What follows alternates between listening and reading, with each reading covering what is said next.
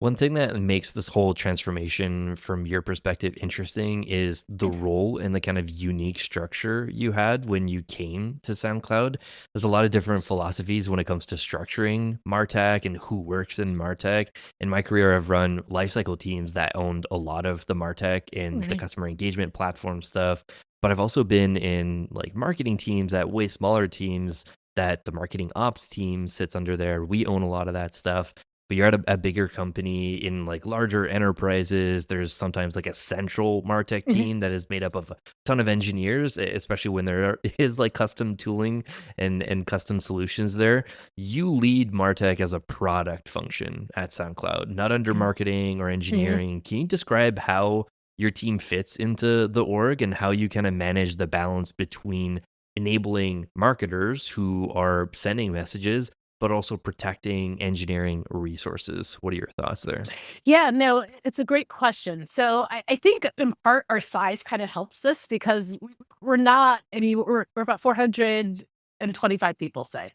So we know each other. And the other thing that I think helps it is, you know, I've been like when I was at CNN, I was doing newsletters. I mean, newsletters are important and I'm a newsletter junkie, super, super important, but it's not intrinsic to like gathering news, right?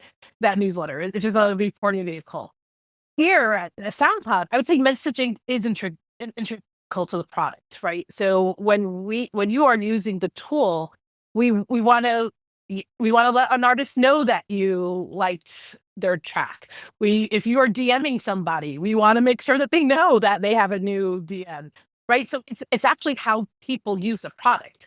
So if you think about it from that perspective, for us to be part of product growth marketing, it's really we're part of product. So for us, like, I am in the meetings with engineering and really it's a very long acronym. It's like EPDMA, but it's like engineering, product, design, and marketing. We're all together. And but again, if you think about SoundCloud as a product, I mean, it kind of makes sense because we're not just sending messages. I mean, we are sending like our the messages that we're sending, they're not like I mean, we do user acquisition and things like that, but it's really always tied to the product itself. So, to me, that's a distinction between like maybe my time at CNN versus my time here, where a message that we're sending out, like if someone released, like I got a bunch of them this morning, like I follow a bunch of artists, right, and they started to release new tracks. Well, I got a series of messages saying, so and so released a new track. I mean, that's part of the product. I mean, that's going to make me want to go listen to this new track that was released. And it's not sort of a add on where, hey, the marketers could be somewhere else doing marketing things and we have this product over here. Yeah, it's a super cool way to think about it. Daryl, this makes me think back our conversation with Jeff Lee at Calm, who does the technical stuff for lifecycle and messaging at Calm, the big meditation app. And Mm. he thinks very similar to you, Hope. Like he said, at first in his career, he was like allergic to marketing and sales. He hated emails, like could never convince himself to do that. But he's like an engineer, like born and bred. And what convinced him in messaging was this idea that messaging and lifecycle is kind of a product in and of itself. Mhm. An email is basically just a bunch of code and it's static, but it's sent to the inbox and people don't come back into the product. People love the Sunday newsletter that they send with like the new meditations Mhm. that come out. So I feel like your answer kind of relates a lot to that. Do you agree? No, for sure. I mean, we work collaboratively as a team. And if I go into my, if I, like, if I, so a couple Slack channels I could go into. If I go into my Mo Engage Slack channel, right? So we have a bunch of people from Mo Engage in there. We have data engineers in there. We have our lifecycle team in there. We have people like me in there. We have lots of folks, lots of different parties, lots of different interests. But the bottom line is we're all talking about SoundCloud as a product, like SoundCloud the app, and like what are we doing to help SoundCloud, the app.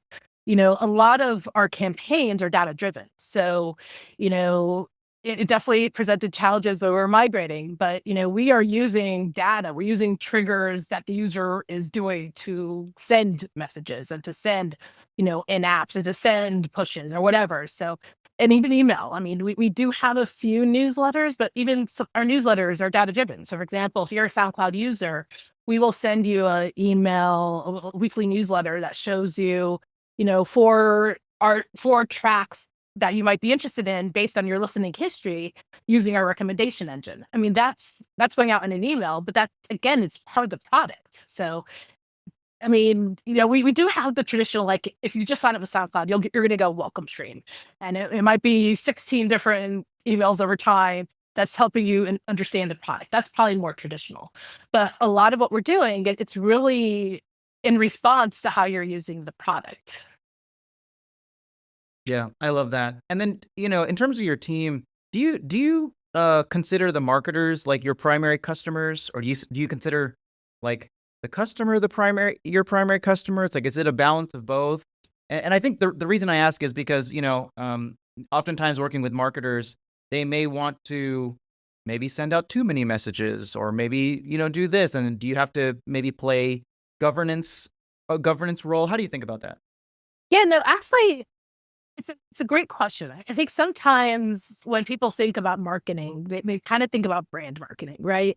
And it's like, I think in when you're thinking about brand marketing, perhaps like sending too many emails or things like that. I can 100% understand that.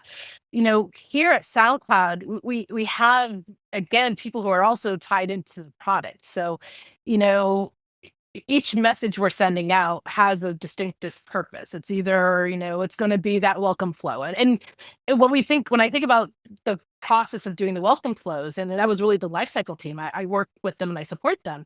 But the lifecycle team had the product team and themselves coming together to create the flows, right? Like what is going to happen, what's going to happen at each point in time. So it's not just the life cycles team, mandate, hey, create a welcome stream. They're working with product to figure out, okay, well, the people who are creating the tools that artists are using to upload tracks, like working together to figure out what makes the most sense to best educate an artist about how to use SoundCloud. So it's not just life cycle. So we really work very closely together, all aspects. So I know I talked about the Slack channel with all the people in there, but that's why it matters.